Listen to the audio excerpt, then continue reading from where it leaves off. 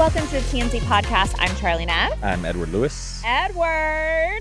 Wow. I'm here.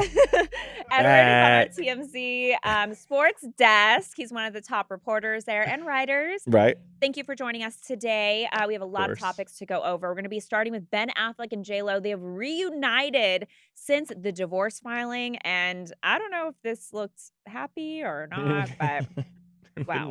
Didn't look good.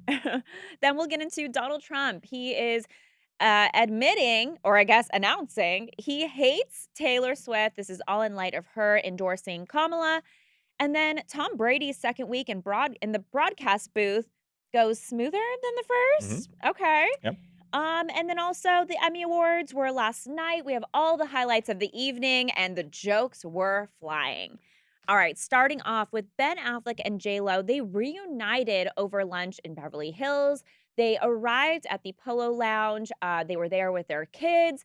Very awkward because J.Lo just filed for divorce last month. As you remember, we broke the story. She filed for divorce on her own without an attorney. Turns out there is no prenup. It is a complicated divorce, ladies and gentlemen, and even more complicated for them to see each other in person. So it's strange because there was reports that they were seen kissing at the Polo Lounge and showing PDA. Didn't hear But that. we got paparazzi photos of them arriving, and it looked kind of Icy. heated. Yeah. So one photo, you see them having like an animated conversation where Ben almost looks like he's kind of like yelling at her. And then we also have photos of them in the car together. They're sitting both in the front seat together side by side.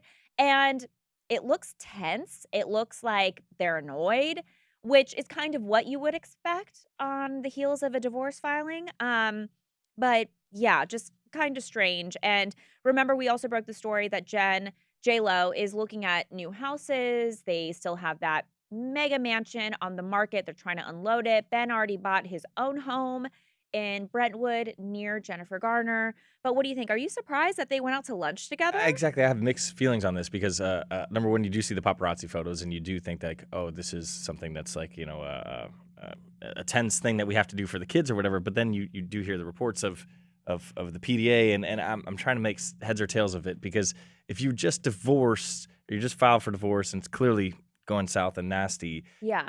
don't you think that you'd probably postpone these lunch dates with the kids at least but- for a minute? You know what I mean? Like, Yes. And we have seen them before the divorce filing. We have seen them kind of in the same places where, they're going to their kids' school play. right. That's understandable, or, right? Yeah. that kind of like stuff. like a sporting event or something like that. But something like an intimate lunch date feels so unnecessary if you are not somewhat attempting to get back together. At least that's the way I read it. Like, but again, the paparazzi photos appear to show that this was just a tense lunch date.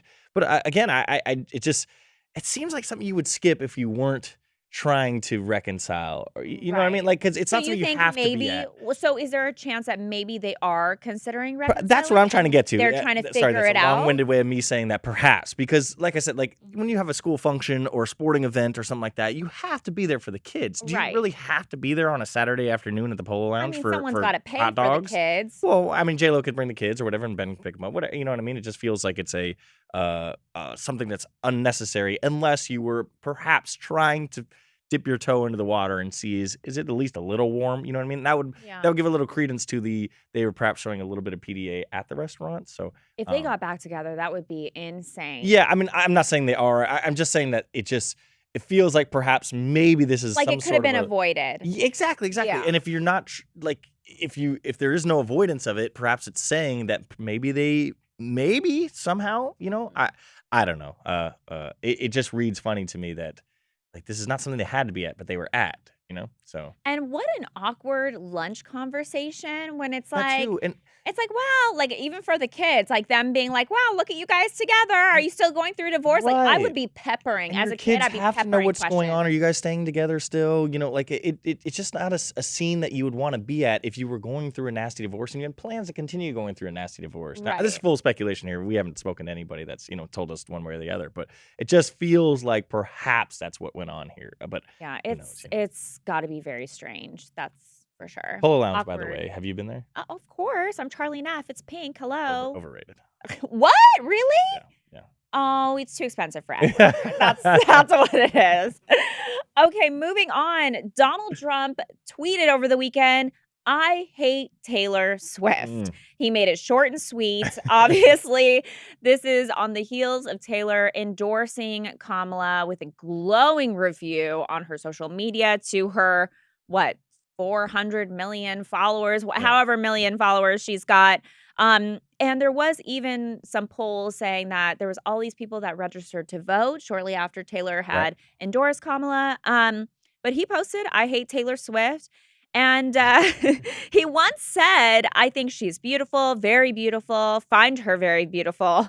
I think she's liberal. She probably doesn't like Trump. I hear she's very talented." And then he was asked shortly after Taylor endorsed Trump, sorry, Taylor endorsed Kamala. Trump was asked about that, and he had said, I think it was on Fox and Friends. He said, "I think I prefer Mrs. Mahomes Right. better." Right. So we kind of knew this is where he was going. I think he's just having fun. This is like what he does. He's a troll. Yeah. I don't. And also, I don't know if you saw the story on Friday. Apparently, there's like some Swifties that are Trump supporters that are like now burning their vinyl Did records, see like that a little bit. turning their Mhm. backs.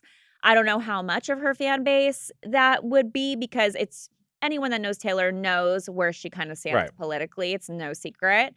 But yeah, I mean, people are proudly posting their videos being like, "I'm selling my tickets Yeah, I now," did see and that, that kind and of there was stuff. some Republican of her fan base that was like, "Oh, Taylor Swift encouraged us to read into this, and now we want to defend women's sports rights." Right? That's the Yeah. Republican side, is they don't want the transgender be in the women's races and all Mhm, that kind of stuff. mhm. So look, I don't know who wasn't expecting this to come. Right? I like, what do we think Donald Trump was gonna be like? Oh no, like.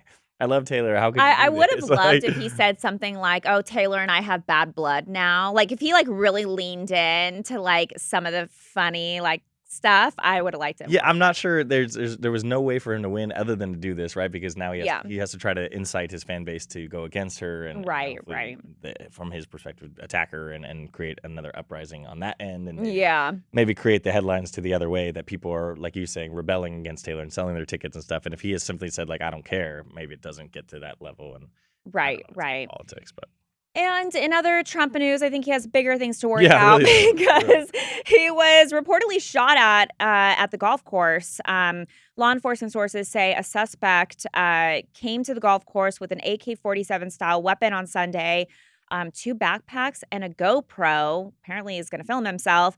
And the alleged assassination attempt was foiled when a Secret Service agent spotted the gun rifle through a fence and engage the man. And it's unclear if the man actually fired a shot, but we do know he fled the scene in an SUV. He was taken into custody by local law enforcement local law enforcement down the road. And actually, this morning he's supposed to appear in court. What a crazy story, I man. mean, Like, like it's just for me. I if someone shot at me at my ear, right? And then I knew someone was waiting in the planters for me with a gun, I would be like, "You know I'm what? never This is going not out worth again. it." Yeah, Like, I totally never agree. Like, mind. Like that's me, no right? matter your But feelings on Trump, like, that's wild that this man goes, like, golfing and now has to worry about people sticking a muzzle out of a fence and trying to shoot him. Like, it's a crazy that's world. terrifying. Like, Okay. Moving on to Tom Brady. Second week in broadcasting. Tell me about it. I was actually pleasantly surprised by this. Oh, okay. Because the first week it was a little stiff, I'm a huge right? Cowboys fan, and he did the first week one Cowboys game. They played the Browns. I unfortunately was at a bar that didn't necessarily have audio of it, so I barely heard him here and there, and he seemed to do fine to me. I get in the office on Monday morning last week, and people are just trouncing him, Yeah. like abysmal. I was like, God, was he really that bad? So Sunday, the Cowboys are playing the Saints and got absolutely murdered. It was like 44-19. The Cowboys sucked. Oh my God. But Brady broadcast that game, and I noticed nothing wrong. So either he had the world's greatest improvement, or everybody's being way too harsh on him. Look, Mhm. he's not amazing. Like, I didn't watch this. Like charismatic. He doesn't have that. He's fine. Like, I watched probably 17 football games yesterday, and of the announcers, he was probably like the third or You the watched fourth. 17 Yeah, football like games 10 a.m. to yesterday? 8 p.m., and that's all I did. Yeah, it was Oh my God. this Were is you what drunk no, throughout all no, of I was just this? sitting You are sitting my soberly I was doing watching all these laundry and games? and cooking and cleaning and Ugh, yeah, hard and pass. Your poor look, future wife. and Your poor girlfriend. look, so there's nothing amazing about him. You know what I mean? Like, there are some people that are really amazing. I find Chris Collinsworth, he's the Sunday Night Football announcer. I find Mhm. Troy Aikman to be very good. Tony Romo's good. He did the Chiefs game with Taylor Swift and all that. You know, those guys are in a different level. You want to hear them and you're interested in them. The rest of the guys, you're just like, just stay out of the way. You know what I mean? Yeah. Just don't overtalk, don't overstep. And Tom's there. That's all he does. Like, I think Fox is going to regret $375 million Yeah, it's because, a lot like of I said, money. he's not Chris Collinsworth. He's not Troy Aikman. But he's Tom Brady. But it's irrelevant. Like, he doesn't provide anything that would be like, oh, I'm so glad Tom Brady is saying this. At one point, he criticized one of the But Cowboys. he's getting people to watch. No, that's Oh. my point. Like, the only thing he did yesterday that was really intriguing, he criticized a Cowboys rookie wideout and said, I wouldn't throw to him again.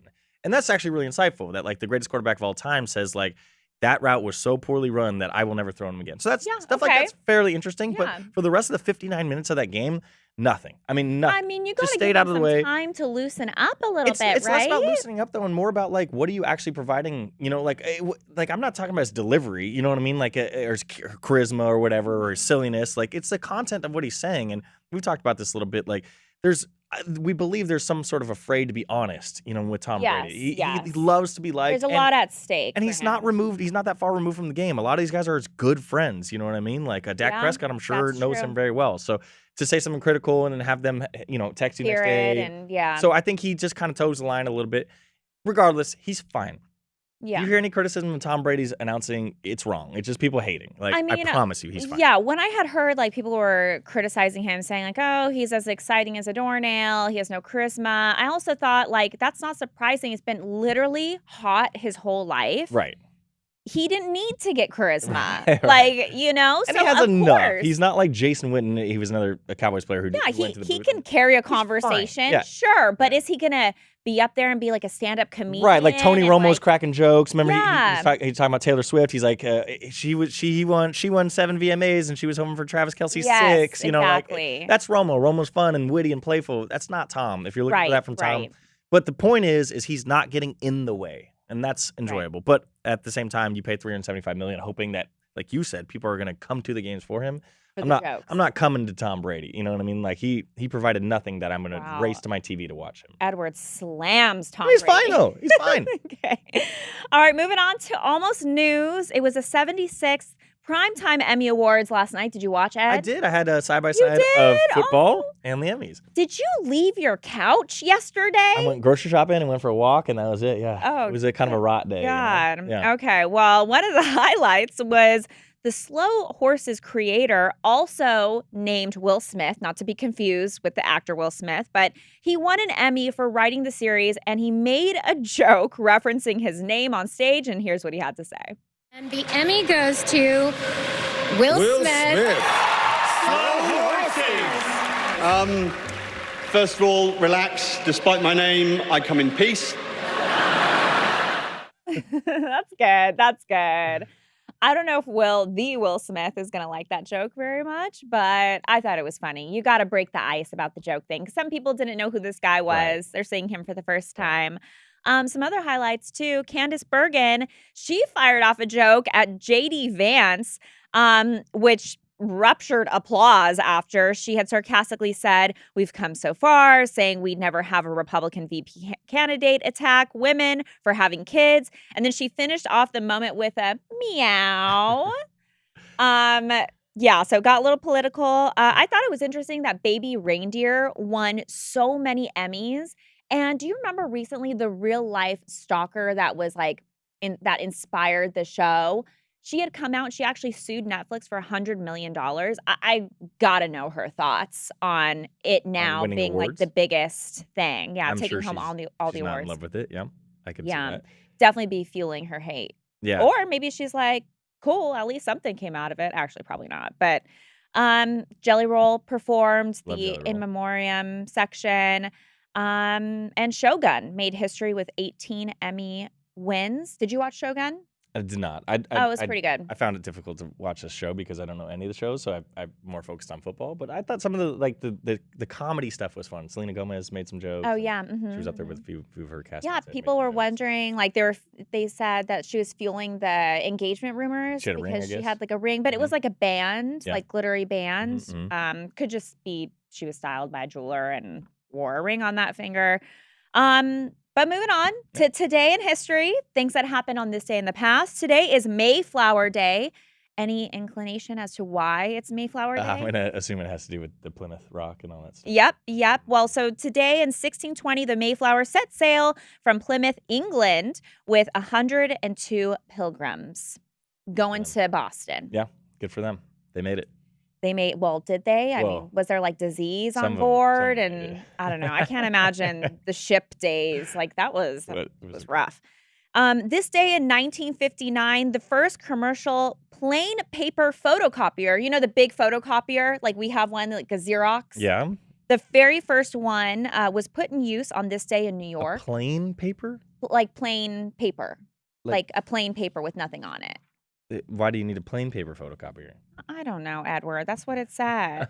But apparently it was like a big thing. They even did like a live television, like example of how it works. Like it Okay. was revolutionary. Amazing. Not crazy about that. No.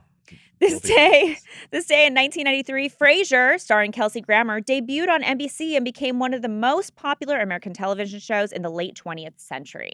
Frasier, you love some Frasier? Mid. Man, Wow. we're 0 for 3 right now. Did you know Frasier was a spinoff of Cheers? I think I did know that. Okay. I do think You know what? I didn't watch either one. So I didn't for either, me, I but was I like, do oh, think they I had a knew that. connection. Mhm. But I know people love Frasier. Yeah. This day in 2017, Taylor Swift's song "Look What You Made Me Do" Ooh. was #1. Yep. I remember I was here in this office. It starts with that a phone came call, out. right, where she's like, Taylor's Yeah. dead. Well, it's in the She song. can't come. She can't come to the phone right now. because she's 'Cause dead. She's dead. Ooh. Great song. Taylor Swift's great. I remember hating that song when it first came I know, out. but I was like, then- this is her Taylor's comeback. weird, and then you're like, All right. I Yeah, kinda but then like you're it. like, yeah, like what maybe do? Like you start singing it. Birthdays today: BB King, David Copperfield, Alexis Bledel, Amy Poehler, Nick Jonas. Happy birthday, Nick! Mickey Rourke and Flo Rida. Man, the today in history today was not a good today in history. Rude. Wow. Well, what do you want me to do? You want me to make up some history? I don't know. The Do best something thing was that exciting Taylor for next Swift year. sang a song. Yeah. Well, it was a big song. It was her comeback after the Kanye stuff. Okay, forget it. Well, thank you so much for joining us today, guys. Happy Monday, and we'll catch you tomorrow.